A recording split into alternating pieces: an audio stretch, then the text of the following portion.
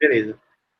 Então, pessoal, o Autodoc 4, ele é um programa que ele agrega uma quantidade de características melhor do que o Autodoc Vina, certo? Só que, para você fazer triagem virtual com ele, com muitas moléculas, é extremamente complicado. Então, você teria que seguir um protocolo. É bem complicado o protocolo que ele dá, é uma série de pastas lá que você tem que fazer. Mas aí, o que é que eles fizeram? Criaram uma ferramenta, essa ferramenta aqui, ó, Raccoon, né? Então, essa ferramenta, o que é que ela faz? Ela prepara a molécula, ela prepara o conjunto de moléculas para poder fazer o docking, né? Então, você observe aqui que ele tem, ó, a versão para Linux, tá vendo? Que é a Linux e Mac, que é a que eu uso. Ela tem a versão para o Windows, tá vendo? Então, o manual, no manual dele, né? Se você observar aqui, ó, deixa eu ver se ele dá a telinha aqui, ó. Então, o que acontece? Quando você abre o programa, todo mundo tá vendo aí? Aham. Você vai ver essa telinha aqui, ó. Certo? Aí o que é que essa telinha faz? Aqui é porque a resolução tá ruim aqui, porque eu estou ampliando. Aí aqui você adiciona os ligantes, né? Por exemplo, ou você adiciona uma pasta com todos os ligantes, por exemplo. Aí você pode ler ele no formato PDB, próprio PDB-QT, você pode ler em MOL2, ele lê automaticamente todos os ligantes e já coloca tudo no formato PDB-QT automaticamente. Se você quiser alterar, por exemplo, quantas torções vai ter, se vai torcer, se não vai, quantas vezes vai torcer, você pode configurar isso também no programa. Aí ele tem uma outra aba, que é a aba que você vai, por exemplo, colocar, ó. Então, ó, por exemplo, PDB, gerador de PDB-QT, tá vendo? Aí aqui ele diz, ó, se você quer adicionar carga, ele já faz, ó. Porque o Autodoc 4, você é obrigado a adicionar carga, você é obrigado, né? Se você quer reparar hidrogênio, se você quer aí adicionar hidrogênios, você é obrigado também. Ele tem que computar os hidrogênios, aí ele já adiciona, ó, tanto polares quanto apolares, tá vendo? Aí, rotações. Se você quer fazer torções na cadeia principal, se você quer fazer torções onde tem amida ou guanidina, porque aí isso influencia ou não, ou se você quer inativar tudo, deixar duro lá a molécula para uma posição só, ele faz também. Aí, ó,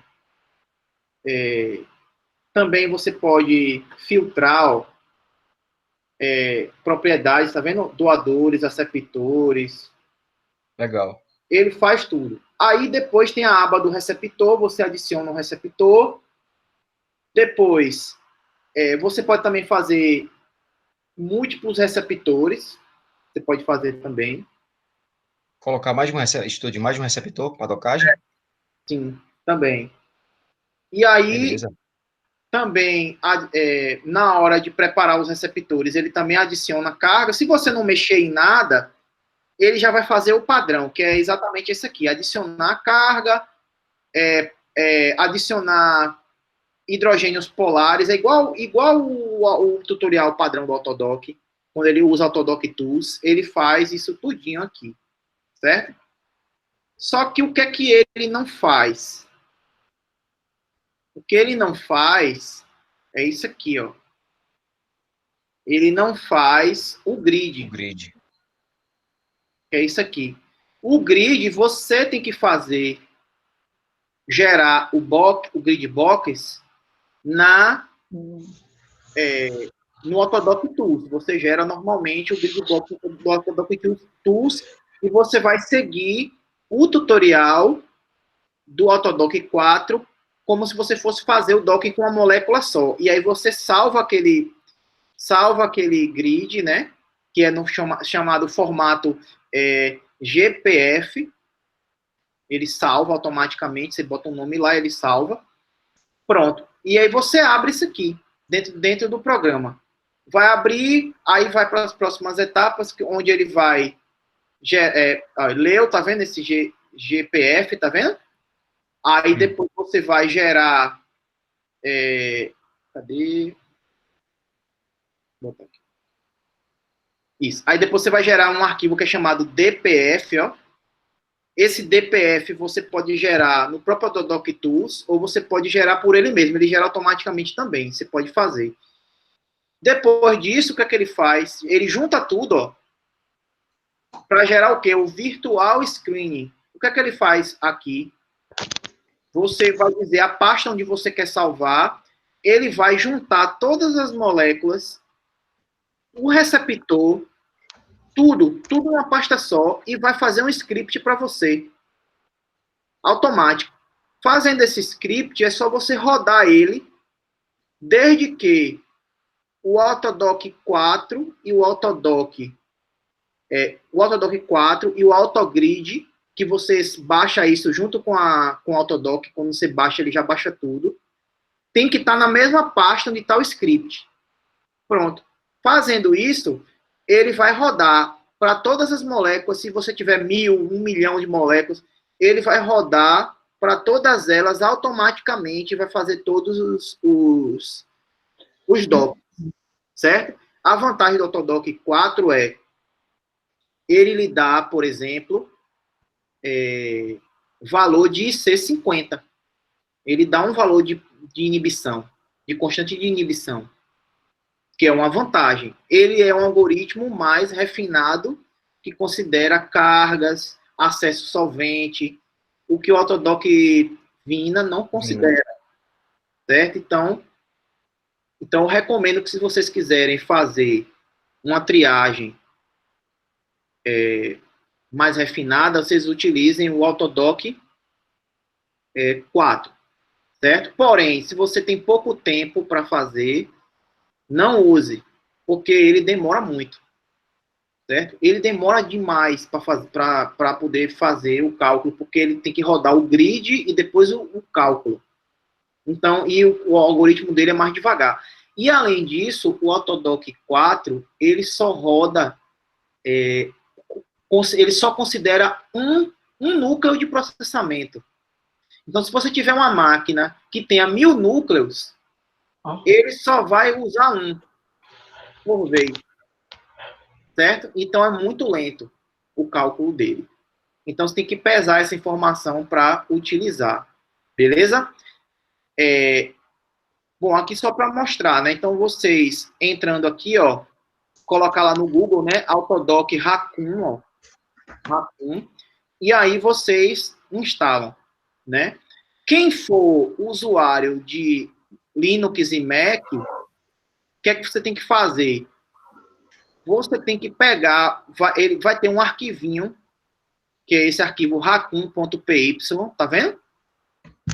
E você tem que pegar esse arquivo aqui e jogar na pasta do Autodoc Tools, ó, que é essa pasta aqui, ó, mgl, tools, tananana, aí tem uma pasta /bin, tá vendo? Tá todo mundo vendo aí? Tem que jogar o Raccoon dentro dessa pasta. Na hora que você vai executar o comando dele, você tem que executar com esse comando aqui, ó, Python sh, você dá esse comando todinho aqui, ó, e aí bota Python sh espaço raccoon.py. Aí o que é que vai acontecer? Ele vai abrir aquela telinha lá dentro, lá, e você vai fazer. O do Windows, ou então você pode fazer o seguinte, você pode adicionar um que chama de alias, né? Alias, que é exatamente fazer de forma automática. Quando você der o comando Raccoon, ele já puxa automaticamente e roda. Pode fazer também, mas você tem que alterar isso na configuração do Linux ou do Mac. No caso do Windows, também é um processo parecido. Só que aí você tem que pegar e executar o Python, tá vendo?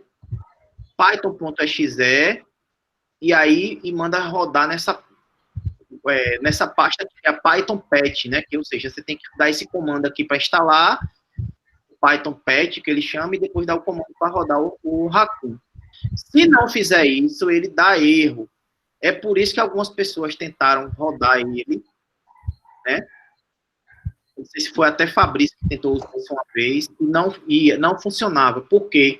Ele só roda com esse tal desse Python SH aqui, ó. Se não tiver esse Python SH, ele dá pau, ele não vai. Certo? Então, aí, por causa disso, o Autodoc Tools, ele já bota um Python dentro dele. Já tem um Python lá dentro, não precisa você ter o Python do computador. Se você rodar no Python do computador, ele dá um erro doido lá e não roda de jeito nenhum. Beleza? Uhum. E é uma dica aí que eu estou dando para vocês. Quem não sabe, quiser utilizar, se quiser utilizar o Raccoon. Beleza?